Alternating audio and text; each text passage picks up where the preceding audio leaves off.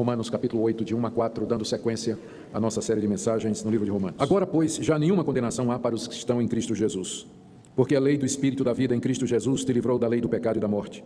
Porquanto que fora impossível a lei no que estava enferma pela carne, isso fez Deus enviando o seu próprio Filho em semelhança de carne pecaminosa e no tocante ao pecado. E com efeito condenou Deus na carne o pecado, a fim de que o preceito da lei se cumprisse em nós, que não andamos segundo a carne, mas segundo o Espírito. Queira o nosso Deus nos iluminar e nos guiar na compreensão da sua palavra. Queridos irmãos, esses versículos introduzem o capítulo 8 da carta de Paulo aos Romanos, onde ele vai descrever a ação do Espírito Santo na vida do cristão. Ou então nós poderíamos dizer, onde ele vai descrever a vida cristã normal.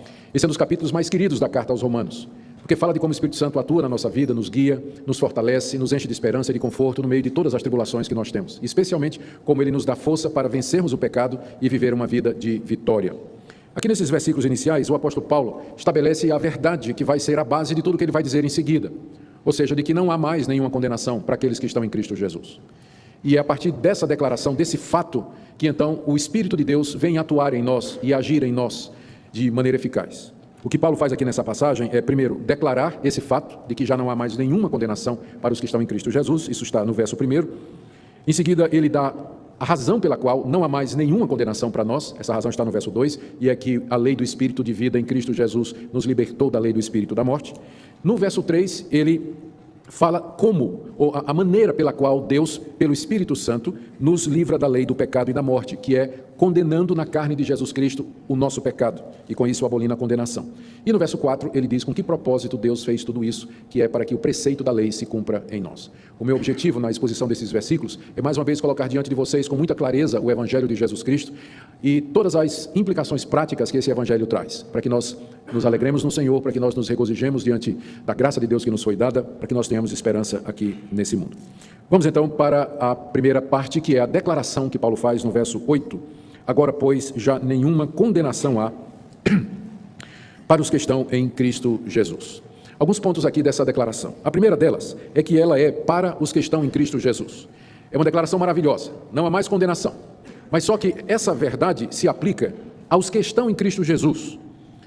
Nós não podemos dizer isso a respeito do mundo, porque há uma condenação de Deus sobre o mundo. Há uma condenação justa de Deus sobre os pecadores, mas aqueles que estão em Cristo Jesus, para estes não há mais condenação.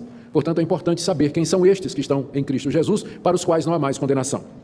Esses que estão em Cristo Jesus são aqueles mencionados por Paulo no capítulo 1 e no capítulo 2, pecadores entre os gentios e judeus, que foram justificados pela fé em Cristo, conforme o capítulo 3, e que, à semelhança de Davi e de Abraão, capítulo 4, andam nas pisadas da fé que Abraão teve, e que receberam, mediante a fé em Jesus, o perdão de pecados, como ele explicou no capítulo 5. São esses que, pelo Espírito de Deus, são libertos do domínio e da escravidão do pecado, capítulo 6, e que não estão mais debaixo do domínio da lei, capítulo 7. Ou seja, os que estão em Cristo Jesus é o resumo de tudo o que ele falou desde o capítulo 1 até agora. São aqueles que, pela fé em Cristo Jesus, foram perdoados dos seus pecados, foram aceitos por Deus. Contra eles não há mais condenação.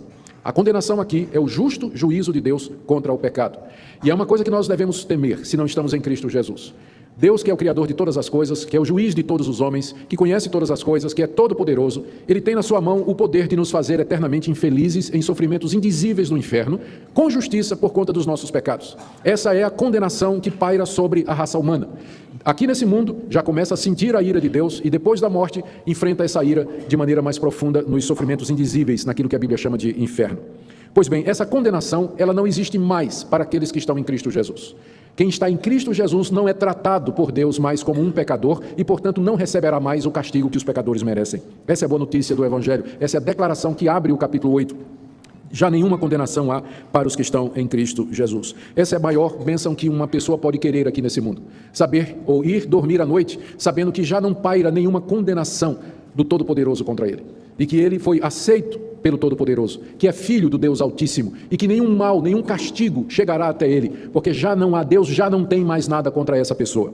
Pessoas há que dariam qualquer fortuna ou fariam qualquer coisa para poder ter esse privilégio, embora o mesmo seja oferecido gratuitamente por Deus mediante a fé em Cristo Jesus.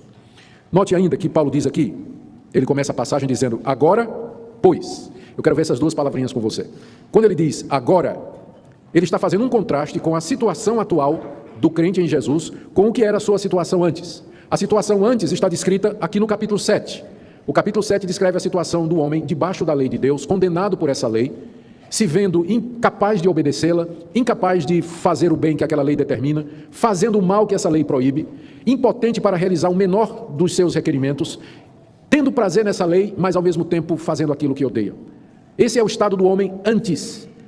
Mas agora que ele está em Cristo Jesus, essa condenação não existe mais. O agora, então, introduz o estado do crente diante de Deus. Antes, ele estava debaixo da lei, gemendo debaixo dos seus requerimentos, impotente para cumprir, condenado pelas suas falhas, pecados e omissões, mas agora já não há mais nenhuma condenação. O pois, no início do verso 1, agora, pois, aponta para a causa. Esse pois aí aponta para o verso 25.